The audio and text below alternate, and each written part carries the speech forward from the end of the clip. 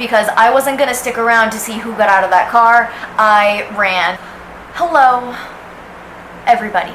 So this is the first story time that I'm ever doing on my channel, and I've wanted to tell this story for a really long time because I feel like what I went through could help somebody else in a similar situation to just avoid this whole thing altogether so that they don't have a story like this to tell. If you know anything about me, or perhaps you don't know anything about me, if you're new to my channel, you might not know this, but I live in a major city. Just being a girl and living in a city, I have this innate ability to recognize strange things and keep them in the back of my head as like little red flags, so that when all of the little red flags come together, it's never good. So some of the things that I noticed right away in this story, I'm glad that I did right away notice them. The outcome of this could have been a lot different if I had not noticed the little small details. So I did my undergraduate studies at a conservatory in Boston, and we would have our school concerts on weeknights. So this was not a weekend. I was not playing in this particular concert. I specifically went to see one of my best clarinet friends play. He invited us all over to her house for a nice, chill weeknight hangout to celebrate the concert, basically. So we're hanging out at her house, having a good time, having a couple drinky drinks, but you know, nothing too crazy because it is a weeknight and we did have rehearsal the following morning at 9 o'clock. So let me describe sort of where she lived. So she lived in a part of town that is not the safest place to be at night. In order to get from her apartment to my apartment, I have to walk this really sketchy stretch of road that is just all around not safe to be on as late as I was on that road. I'm just gonna go with first initials here. I'm walking with my friend T, and T and I live in the same direction. So we're walking this sketchy ass stretch of road, me and T together, and we're coming to like the end where it starts getting safe again. And then she goes off on her merry way, and then I only had about 2 more blocks left to go where this all went down. And I get to this intersection. Now this is a big intersection with like 4 lanes of traffic, multiple stoplights everywhere. But at this time of night, at around, you know, let's say it's a Wednesday night, now technically Thursday morning, because it's probably about 1 o'clock. If this had been a weekend, there was a university next to us that's huge and there are drunk people everywhere. Drunk people, but people. Currently, I'm like looking around, there's nobody on the road.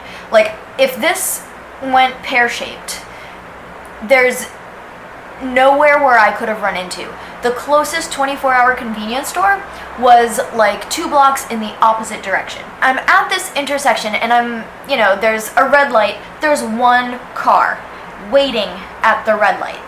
And I'm approaching the intersection. I need to cross, but there's this car there. And I looked at the car, and like, it was not a nice car. Like, if you picture kind of like a maroon Buick that's a little rusty, maybe sitting a little low to the ground, a little lopsided, you know.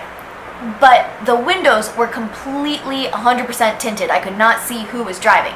The light turns green, the car doesn't move. So I'm thinking, well, maybe the car is just waiting for me to cross. So in order to be polite, I just walked around the back of the car so that the car could continue through the intersection and we could both be on our merry ways. So I'm round in the back of the car goes, no issues.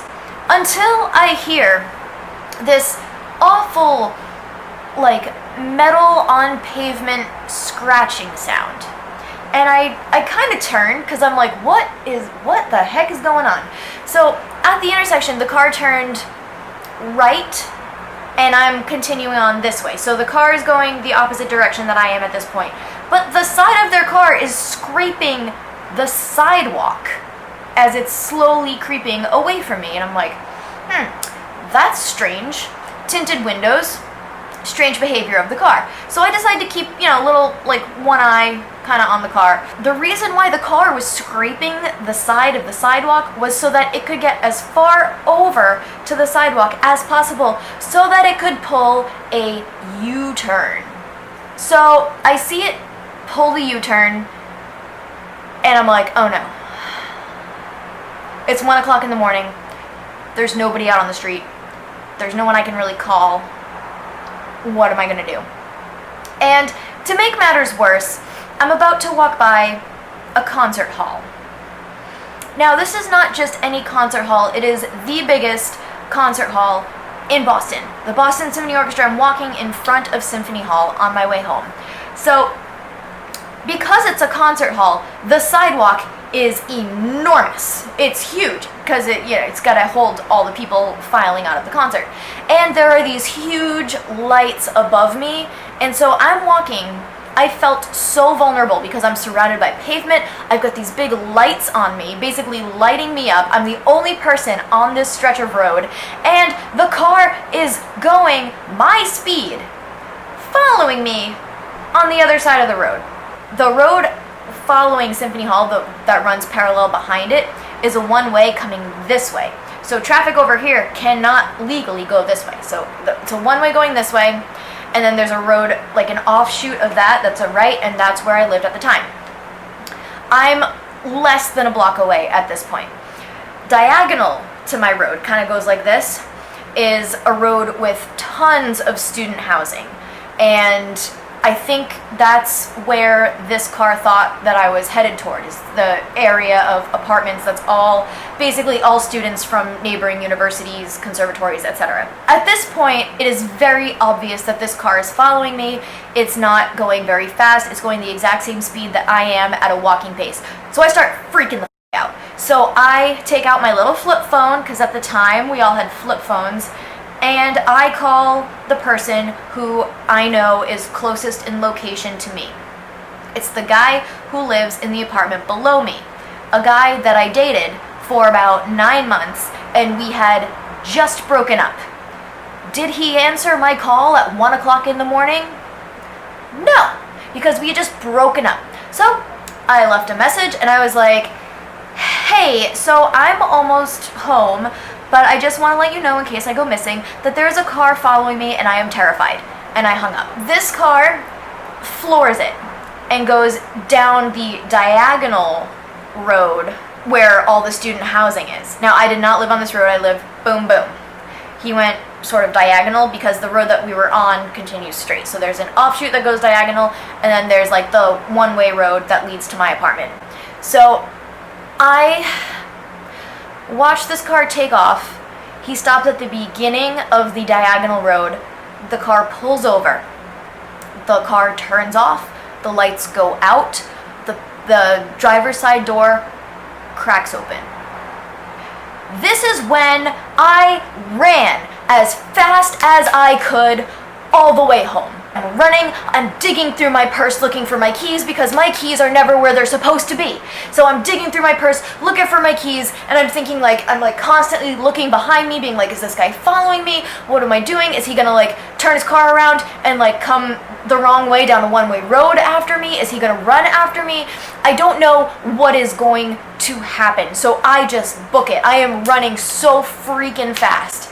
And so finally, I get my keys just as I get to the front door. I open the front door and I close it behind me. At this point, I know basically I'm safe because that is a lock and key only door. But just to be safe, I ran up to my apartment and I opened the door and I closed the door behind me. I didn't turn on the lights because my apartment at the time faced the road, and in case this guy was standing outside, I didn't want him to know what apartment I was in, because there was also a fire escape outside my window that led all the way down. And if you just jump up and climb up, you could definitely break into my apartment. And I lived by myself at the time. Usually when I get home, I like to turn on all my lights and, look in all the closets behind the shower curtain just to make sure that no one's in there. But at this point, that was the least of my concerns. So I close my door, I lock it, I drop all my stuff, and then I fall to the ground and I just start sobbing because I was so scared. Yes, I'd been followed before. A couple years prior to that, I was with 2 of my girlfriends and we were in Chinatown, and there were, I think, 2 or 3 guys in a pickup truck that kept circling us and following us and yelling at us until we ran into essentially a Chinese restaurant that was open until 4 in the morning. So there was that experience that had happened to me, and there, being a girl in the city going out to various restaurants and bars and clubs and stuff like that, there's always the occasional or in this case, not so occasional creepy guy. But nothing had ever happened to me when I was by myself, and I had never been so scared as I was, because I wasn't gonna stick around to see who got out of that car. I ran. And before anybody says anything in the comments, no, I did not get a license plate. You know, this is before I had mace, and I carry mace with me everywhere. And, you know, it's before we had, like, iPhones. And there was no way to, like, do a find my iPhone to at least find where my phone was. It was a crappy Nokia flip phone. I finally feel like it's safe to turn on my light, so I turn on a couple lights, and I was so rattled that I could not get to sleep. This whole thing only took place in like a 2-block radius, and it only happened in a matter of minutes. And that's how quickly something can go horribly wrong. Like, I was only alone for 2 blocks after my friend went home. The reason why I'm telling this story is because I see a lot of girls, and guys too, but girls specifically, it is not safe to wear headphones if you are walking by yourself at home at night. It doesn't matter how close you are to home. It doesn't matter if it's a short ride from like the bus stop to your house. It doesn't matter, because things can go wrong so fast. You need to be highly, highly aware of your surroundings, like I was. Like I said, my alarm bells were ringing the second I saw this car, and then the scratching sound, and then seeing it do a U-turn. If I had my headphones in, I wouldn't have noticed any of that, and this could have had a much different outcome. And I guess, like, one little funny tidbit to wrap up the story. A couple minutes after I got home and turned on my lights and actually felt safe, I did get a phone call back from my ex-boyfriend, who, yes, lived in the apartment directly below me. And so I pick up, I'm like, hello? The first thing he says, where are you? And I was like, I'm at home. So, like, he cared enough to listen to my message and call me to make sure that I wasn't kidnapped, so that was great of him. But then he said, well, you know, we're both awake, like, do you want to, like, come down and hang out? No. That's another thing.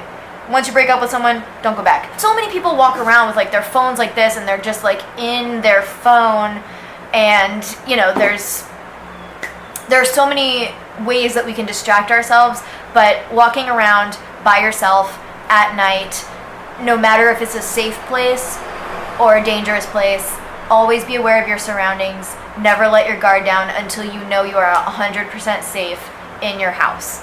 Anyway, that is my advice. Learn from me. Until next time, stay safe.